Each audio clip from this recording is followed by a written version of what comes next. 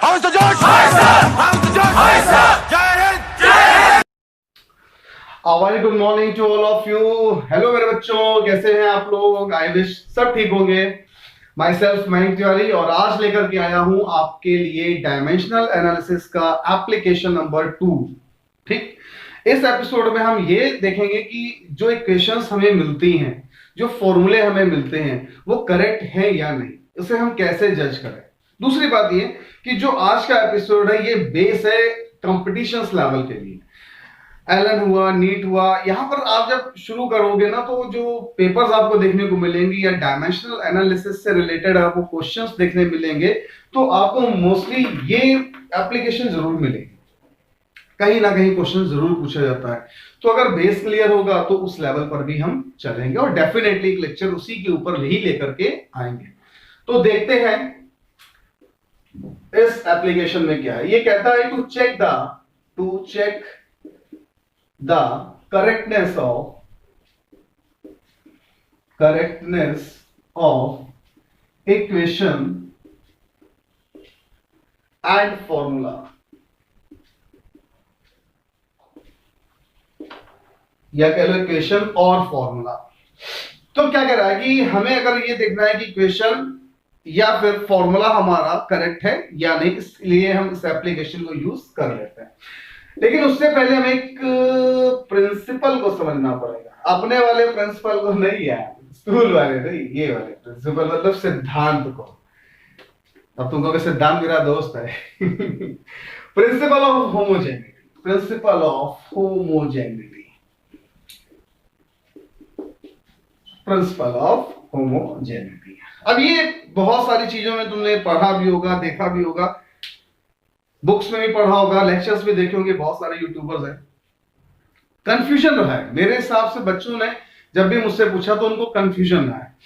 Confusion को आज हम बहुत सिंपली वे में दूर करेंगे और एक एक पॉइंट पर डिस्कस करेंगे. जैसे कि मान लो लिखा है प्रिंसिपल ऑफ होमोजेनिटी, तो तुम सबसे पहले एक बात याद रखो कि इस प्रिंसिपल ऑफ होमोजेनिटी में हमें RHS is equal to LHS यानी राइट हैंड साइड और लेफ्ट हैंड साइड को इक्वल पाना है.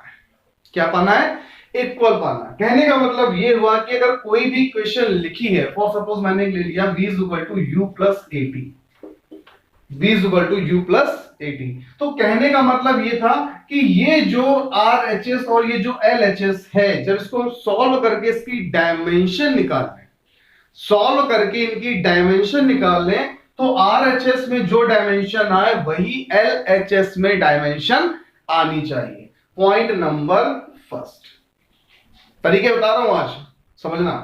पॉइंट नंबर सेकंड, बात वही है लेकिन घुमा के बोला गया. क्या किया गया? इसी फॉर्मूले को इक्वेशन बना दिया. देखा v minus u minus at is equal to 0. सबको इधर ले आए. अब ये इक्वेशन के फॉर्म में तो बोला गया कि इक्वेशन के ईच टर्म की डायमेंशन सेम होनी चाहिए. क्या बोला गया? ऐसे लिखो, dimension of each term in equation must be same. मतलब कि इक्वेशंस का जो एक एक टर्म है उन सबकी डायमेंशन इक्वल होनी चाहिए. कुल मिलाकर के बात एक ही बोली जा रही है लेकिन अलग अलग ढंग से बोली जा रही है. इसमें सबसे इंपॉर्टेंट जो पार्ट है वो है एडिशन का और सब्सट्रैक्शन का. तो ये समझिएगा, पहला पॉइंट ये इंपॉर्टेंट. इससे ज्यादा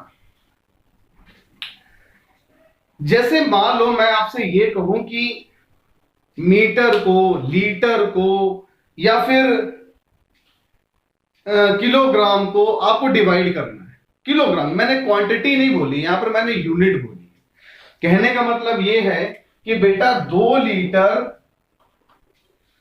लीटर प्लस 3 लीटर को ऐड करना है तो आप सिंपली वे में कहोगे कि सर ये 5 लीटर हो जाएगा. अच्छा, 5 लीटर अगर देख रहे हो तो यहां पर ये लीटर इक्वल है, चेंज क्या हो रही है? केवल डिजिट चेंज हो रही है, जबकि यूनिट हमारी जो है वो रिमेन सेम है, उसमें कोई भी चेंजमेंट नहीं हो रहा है.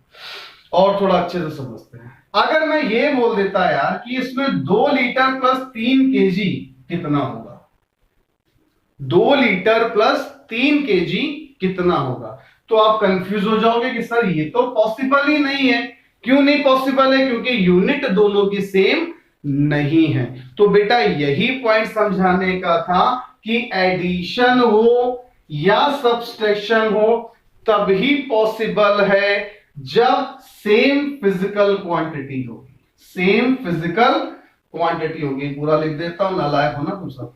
सेम फिजिकल क्वांटिटी होगी, मतलब कहने का ये कि लेंथ के साथ ऐड होगी, मास के साथ होगा। कभी सोचा है कि तुम कह दो यार कि 2 केजी में 2 लीटर जोड़ दो, पॉसिबल हो पाता है? या मैं कह दूं 5 केजी में 3 मीटर घटा दो, नहीं हो पाता है। तो क्या बोला गया कि एडिशन या सब्सट्रैक्शन इक्वेशन में सेम फिजिकल क्वांटिटी पर ही हो पाएगा, अदर फिजिकल क्वांटिटी में एडिशन या सब्सट्रैक्शन नहीं हो सकता। पहला पॉइंट क्लियर हुआ। फिर समझ में आएगा, एक इक्वेशन के थ्रू समझाने की कोशिश करता हूं। कहने का मतलब यह हुआ कि अगर मैंने लिखा है a is equal to B plus C, या फिर लिखा है a is equal to B minus C, ठीक, तो मैं आरएचएस एलएचएस सी लेकर के चलता हूं, मैं इक्वेशन की इस टर्म पर नहीं चल रहा हूं। अगर ये लिखा है, अगर ये लिखा है तो ये b प्लस सी या b माइनस सी कब पॉसिबल है? ये तब पॉसिबल है, फॉर एग्जाम्पल मैंने मान लिया b भी लेंथ को शो कर रहा है और c भी लेंथ को शो कर रहा है, यानी जो फिजिकल क्वांटिटी है वो दोनों की सेम है, तब ही ये प्रिंसिपल ऑफ होमोजेनिटी को फॉलो कर पाएगा। क्या? जब हमारी सेम फिजिकल क्वांटिटी का एडिशन या सब्सट्रैक्शन होगा, अदरवाइज हम उसको ऐड नहीं कर सकते। को तुम खुद सोचो यार, मैं ये बोलूं कि 5 मीटर कपड़ा है, उसको मैंने आधा फाड़ दिया, तो तुम ये थोड़ी ना कहोगे 2.5 बढ़ गया। तुम वो सर 2.5 मीटर, तो क्या हुआ? फिजिकल क्वांटिटी तो सेम है, चेंज क्या हो रही है उसमें? मैग्नीट्यूड चेंज हो रहा है।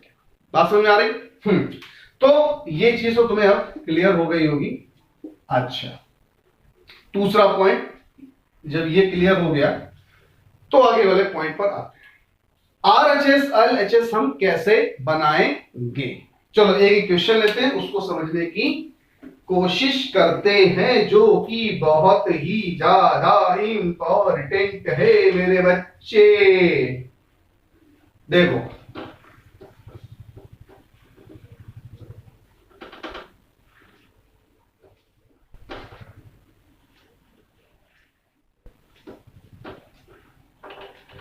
एक बात और समझ सकते हैं। चलो एक बात, अगर मैं ये बोलता यार a plus B plus C is equal to 0, एक ही क्वेश्चन है, मैं ये कहता यार a लेंथ को कर रहा है, b मास को कर रहा है और c टाइम को कर रहा है, तो क्या ये जुड़ पाते हैं? नहीं जुड़ पाते। क्यों नहीं जुड़ पाते बेटा? क्योंकि इसमें डिफरेंट फिजिकल क्वांटिटी। चलो पहला एग्जांपल लेते हैं, छोटा सा सस्ता बता। लिखा है v is equal to u plus 80, v is equal to u plus 80। तुमसे ये पूछा जा रहा है कि आप ये प्रूफ करो कि ये प्रिंसिपल ऑफ होमोजेनिटी को फॉलो कर रहा है या फिर ये इक्वेशन करेक्ट है या नहीं। To check the correctness of this equations following the principle of homogeneity. चलो भाई मान लिया। तो सर आपने अभी थोड़ी देर पहले बताया कि जो टर्म है, each term having the equal dimension so that they can follow the principle of homogeneity। तो उसके हिसाब से देखिए क्या हो गया कि dimension of v is equal to dimension of u is equal to dimension of at। अगर ये तीनों डायमेंशन हमारी इक्वल आ रही हैं तो हमारी प्रिंसिपल ऑफ होमोजेनिटी पॉसिबल है, अदरवाइज पॉसिबल नहीं है। चलो v क्या है यहाँ पर? वेलोसिटी है, कौन सी? फाइनल, इससे कोई मतलब नहीं है यहाँ पर। u हमारा क्या हो गया? Initial velocity. a हो गया हमारा एक्सेलरेशन, t हो गया बेटे टाइम। ठीक है, वेरी गुड। चलो डायमेंशन ऑफ v निकालते हैं। v क्या है? वेलोसिटी। इस फॉर्मूला क्या होता है बेटा? Displacement upon time. तो यहां पर आ गया एल टी माइनस वन। जिसको नहीं प्रिपेयर्ड है बेटा, फर्स्ट वाला जो है लेक्चर बेसिक उसी में है, उसको जरूर देखो। फिर है डायमेंशन ऑफ यू। यू भी हमारी क्या है? वेलोसिटी है, तो उसकी भी dimension L T minus one ही होगी। अब आया ए टी में। ए क्या है? एक्सेलरेशन। टी क्या है? Time. Acceleration change in velocity upon time, formula बनाया था, तो उसका डायमेंशन जब निकाला तो वो मिला था एल टी माइनस टू मिला था। मल्टीप्लाई में टी है तो टी और ले लो बच्चा। अब टी की पावर वन, टी की power minus two plus one क्या आएगा? L T minus one. तो देखो हो गया। Hence we can say that LHS is equal to RHS, by which we can say that it is follow the principle of homogeneity and this equation is correct. चलो एक और करो, ये अपने मन से करो, पॉज मारो। S is equal to UT plus half AT square। चलो देखो ये सही है या गलत, बनाओ जल्दी से फटाफट। 1 2 3 4 5 6 7 8 9 10 काम खत्म। चलो कर लोगे? एस यहाँ पर डिस्टेंस ले लो, यू हमारी वेलोसिटी हो गई, टी हमारा टाइम हो गया, ए हमारा एक्सेलरेशन हो गया, टी हमारा टाइम हो गया। फटाफट करते हैं। देखो इसके हिसाब से क्या हो जाएगा? Dimension of S is equal to dimension of U T is equal to dimension of half A T square. ठीक, तो डायमेंशन ऑफ एस क्या होगी बेटा? एल, सिंपल है। डायमेंशन ऑफ यू अभी थोड़ी देर पहले निकाली थी, एल टी माइनस वन। अब आया टी तो मल्टीप्लाई बाय टी। फिर आया dimension of half A T square. तो देखो 1/2 से हमें कोई भी मतलब नहीं, क्योंकि ये कोई फिजिकल क्वांटिटी नहीं है जिसकी हम डायमेंशन निकालें। तो 1/2 से काम करता है एक्सेलरेशन में आया। एक्सेलरेशन क्या था बेटे? L T minus two. फिर आया टी की पावर तो टी की पावर प्लस टू। ठीक, टी की पावर माइनस वन, टी की पावर प्लस वन, काम खत्म। टी की पावर माइनस टू, टी की पावर टू, काम खत्म। तो L is equal to L। देखने को मिला कि तीनों फिजिकल टर्म की इक्वेशन डायमेंशन इक्वल है, तो ये प्रिंसिपल ऑफ होमोजेनिटी को फॉलो करेगा। बड़ी बाबा ही शाबाश। चलो अगला करते हैं, आगे बढ़ते हैं। थोड़ा सा चीजों को चेंज करने की कोशिश करते हैं और वो इक्वेशन करते हैं जो आपके डैडी ने भी सॉल्व की थी। आई एम डैम श्योर, पूछ लेना। वंडरफुल इक्वेशन, बड़ा यार इंपॉर्टेंट रहा है, सालों से चलता चला रहा है। जब हमारे पिताजी पढ़ते थे तब भी शायद पूछी गई थी। तो देखो क्या है, P plus A upon B square multiply by B minus B is equal to R. इसे कहते हैं वंडरफुल इक्वेशन। तो यहां करना क्या है? You have to find the value of a and b. You have to find the value of a and b by using principle of homogeneity. ठीक है। अब यहां पर समझ लो क्या क्या दिया हुआ। P है प्रेशर, V है तुम्हारा वॉल्यूम, T है तुम्हारा टाइम। चलो इतने से ही काम है, तो ज्यादा लफड़दर नहीं बात है। यहां गौर से देखो, अब एक जुगाड़ देख लो। जुगाड़, जैसे तुम्हें कोई इक्वेशन दे, कोई भी इक्वेशन दे, कोई भी फॉर्मूला दे, और वहां तुम्हें यह दिख जाए कि किसी भी टर्म के बीच में प्लस माइनस लगा है। क्या लगा है? Plus minus. तो पूरी इक्वेशन को भूल जाओ, सबसे पहले उस टर्म को उठाओ।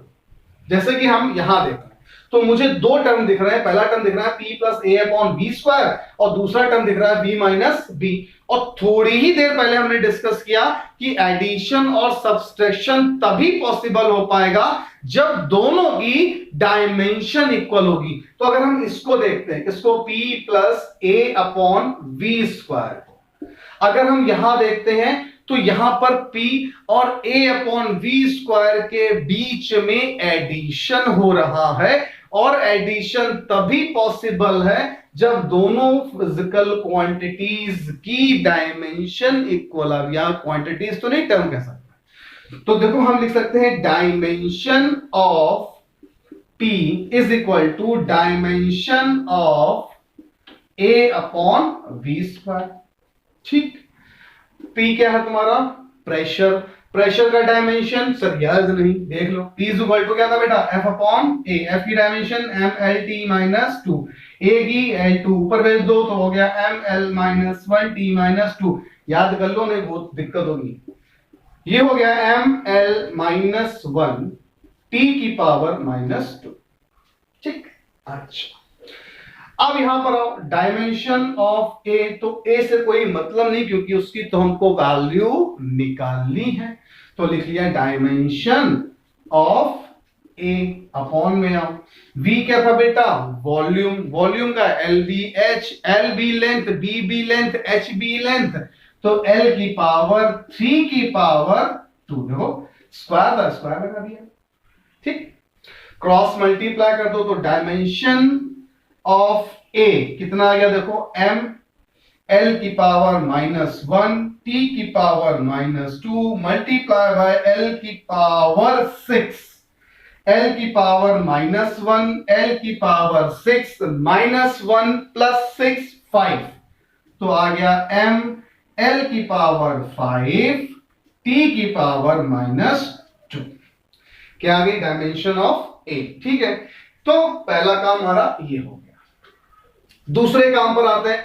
दूसरी इक्वेशन लिख रही थी हमको v माइनस बी। चलो उठाओ, तो यार dimension of v is equal to dimension of b। Dimension of v is equal to dimension of b।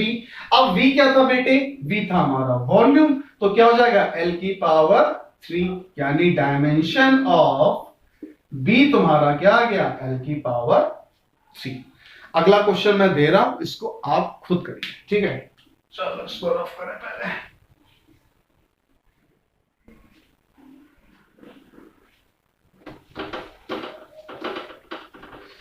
चलो नेक्स्ट इक्वेशन देते हैं, इसको आपको सॉल्व करना है। ये है P is equal to B minus X square upon A T. So you have to find the value of A and B। ठीक है, एंड यहां पर दिया क्या है? P है आपका पावर, x है आपका डिस्टेंस, और t है आपका टाइम। ठीक, चलो सॉल्व करने की कोशिश करो, फटाफट पॉज करो, वीडियो को निकालो जल्दी से। चलो देखना, अब यहां तुमको निकालना है यार a और b के वैल्यू। तो जैसा मैंने कहा था कि सबसे पहले इक्वेशन में ये देख लो कि एडिशन और सब्सट्रैक्शन कहां मिल रहा है। तो तुम्हारा दिमाग चट से यहां गया होगा सर चट से, हाँ चट से, अजीब वगैरह वर्ड निकल जाते हैं। चट से तुम्हारा दिमाग गया और तुमने पट से कर डाला। देखो लिखा है b minus X square, b minus X square. दिमाग की ज्वाला कुछ जग रही है, कुछ मेंटोस खा के बैठो। b माइनस एक्स स्क्वायर, तो अगर ये देखो तो कुछ ऐसा लिख सकते हैं ना, dimension of b is equal to dimension of X square बोल सकते हैं। डायमेंशन ऑफ b तुमको निकालनी है यार, x तुम्हारा डिस्टेंस है, तो सिंपली में l की पावर 2 हो गया। एक या काम और कर लेते हैं तो यही लगे यहां सब खत्म। बहुत स्पेशल केसेस समझना है यार इसको। लिखा था b माइनस एक्स स्क्वायर, ठीक है, इसको पूरा ले लो यार, b माइनस एक्स स्क्वायर। ठीक, b की डायमेंशन कितनी आई थी? एल स्क्वायर, लिख लिया एल स्क्वायर। एक्स की डायमेंशन कितनी थी? L, L square. L square से एल स्क्वायर खत्म। क्यों, क्या कहते हैं? एल स्क्वायर से एल स्क्वायर खत्म। नहीं मेरे बच्चे, यही समझना है, इसीलिए मैंने रोका। अगर मान लो मैं लिख देता कि L square plus L square, अगर एक एग्जांपल लेता तो क्या करते हैं? 2l square, square equal 0। नहीं बेटे ये गलत है। देखो यूनिट्स का खेल है, फिजिकल क्वांटिटीज का खेल है। यहां पर हम डायमेंशन को देख रहे हैं, मैग्नीट्यूड को नहीं। तो यहां पर चाहे एडिशन हो या सब्सट्रैक्शन हो, टर्म वही आएगा, यानी कुल मिलाकर के इस पूरे टर्म की जो डायमेंशन है वो एल स्क्वायर हो चुकी है।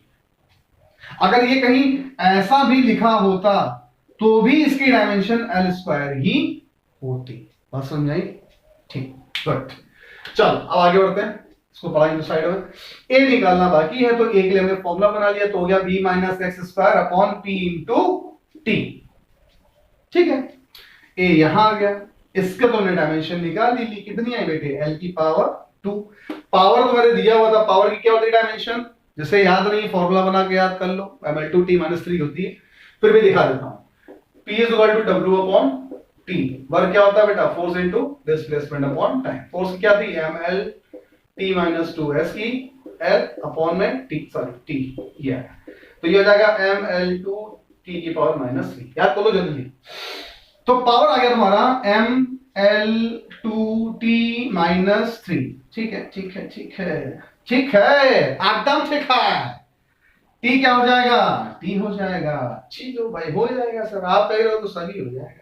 अब गौर से देखो, एल स्क्वायर ऊपर तुम्हारे पास था ही, पावर तुमने निकाल ली, टी की वैल्यू निकाल दी, तो ले चले जा सबको ऊपर। तो ये हो जाएगा m की पावर -1, l की पावर -2, t की पावर -3 + 1 -2, ऊपर जाएगा प्लस का 2। ठीक है, इंटू l की पावर 2। -2 + 2 काम खत्म। तो a की डायमेंशन क्या है बेटा? m की पावर -1 t की पावर 2। लेकिन जैसा मैंने कहा था कि जब भी हम डायमेंशन लिखेंगे तो mlt की फॉर्म में लिखेंगे, तो इसकी डायमेंशन आ गई m0 l की पावर 2 t की पावर 0, और इसकी डायमेंशन आ गई m की पावर -1 l की पावर 0 t की पावर 2। नोट करो मेरे बच्चे।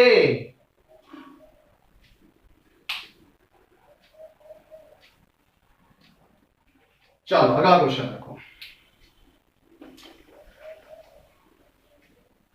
बदारा, हाँ सर जी बहुत आ रहा है, अभी कहाँ आ रहा है, अभी तो आएगा। हाँ बच्चों, चलो एक क्वेश्चन और करते हैं। एक लेते हैं, v = a plus B T plus C T square plus D T cube upon E plus T. ठीक है, हाँ आया, मजा आया, ऐसे क्वेश्चन में चाहिए। v = a plus bt plus ct square plus dt cube upon e plus t। तो you have to find the value of a, b, c, d and d। तेरी तो ऐसी की तैसी कोरोना। देखो ए बी सी डी और ई की value तुमको फाइंड आउट करनी है, और ये भी बताना है कि ये इक्वेशन सही है या गलत। चलो शुरू करते हैं। जैसा कि प्रिंसिपल ऑफ होमोजेनिटी कहती है कि भैया एडिशन सब्सट्रैक्शन हम तभी कर पाएंगे जब डायमेंशन हमारी इक्वल होगी। और आपके मयंक सर ने ये भी कहा था कि सबसे पहले इक्वेशन में बेटा एडिशन वाला टर्म देखो या सब्सट्रैक्शन वाला टर्म, एडिशन वाला टर्म या सब्सट्रैक्शन वाला टर्म देखो। तो यहां देखो e + t दिख रहा है, मैंने इसको उठाया, e + t को सबसे पहले उठाया। तो देखो क्या हो जाएगा, dimension of e = dimension of t। तो सिंपल है यार, अंधों को भी दिख जाएगा। इसकी डायमेंशन कितनी आएगी? t आएगी, इसकी डायमेंशन t आएगी। और लास्ट में भी हम लोगों ने डिस्कस किया था कि t + t या t - t, तो t ही होगा। अगर यहां रखते भी हैं तो दोनों ऐड करके क्या आएंगे? डायमेंशन t ही आएंगे। तो साइड में कैलकुलेट लेते हैं, e की डायमेंशन निकाल दी है t, चलो हटाओ तो बेटा यार। अब अगर प्रिंसिपल ऑफ होमोजेनिटी की बात करें तो उसके हिसाब से ईच टर्म क्या होंगे? डायमेंशन सेम होगी, dimension of each term is equal.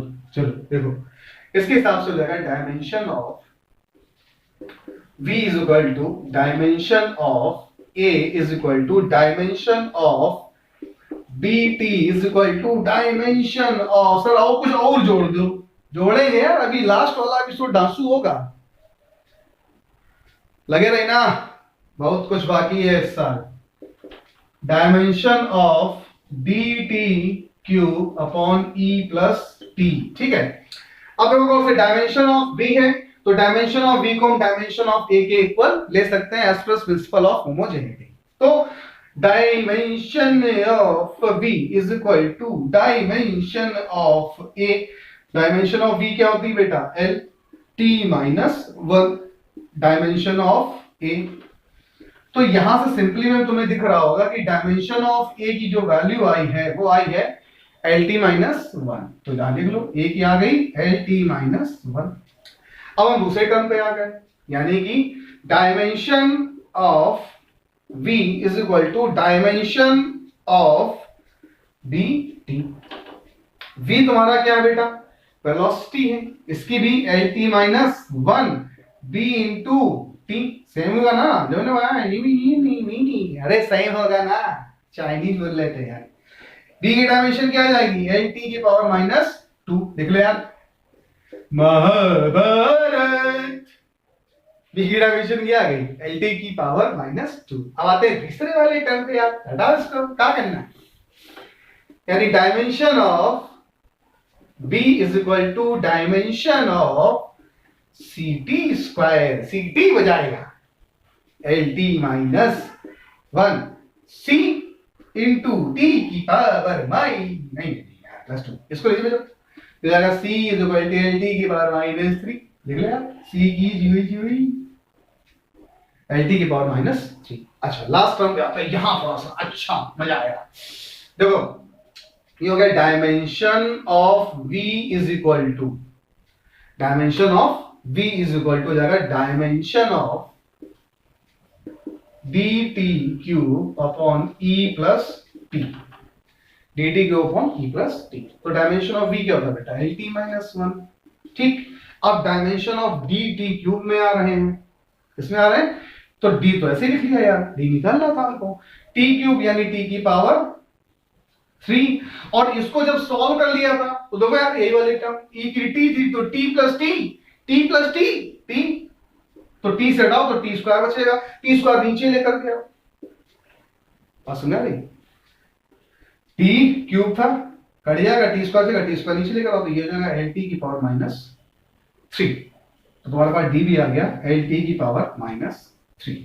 अब बात वही जो तुमसे कही गई कि यार ये चेक करो कि ये इक्वेशन सही है या गलत। तो सबकी वैल्यू सब जगह पुट कर दो और देखो क्या बात बनती है या नहीं। तो ये था एल टी माइनस 1, बिल्कुल सही।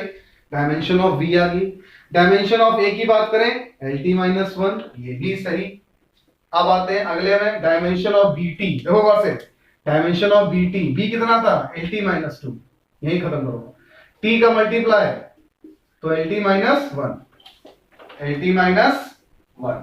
अगले में आओ, सी टी स्क्वायर, सी कितनी थी एल टी की power minus 3 multiply by T की पावर 2, क्या आएगा एल टी की पावर माइनस 1। यहां लाओ एल टी की पावर माइनस 1 हटो तुम। अगला देखो डी एल टी माइनस 3 निकाल चुके हो, एल टी की power minus 3 multiply by T की पावर प्लस 3 अपॉन में ओनली टी, क्योंकि ई प्लस टी ही आएगा, t3 खत्म, t ऊपर गया एल टी माइनस 1। तो यार देखो गौर से मेरे बच्चों, जादू हो गया। Each term of this equation is equal। इसका मतलब सर जी ये इक्वेशन बिल्कुल सही है, कोई भी दो राय इसमें नहीं है मेरे बच्चे। एक क्वेश्चन और कराने का मन है, लेकिन यार कर ले यार, देखा जाएगा। चलो इसको नोट करो फटाक से।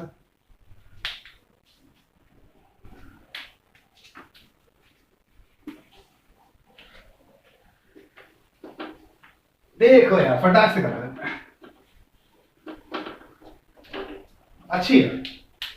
अब is equal to a under root x plus B T square. a और b की यार वैल्यू फाइंड करो जरा।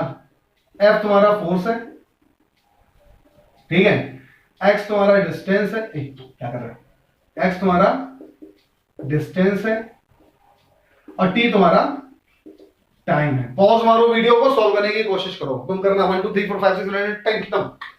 Dimension of f is equal to dimension of a under root x is equal to dimension of bt square होगा, कोई नहीं रोक सकता।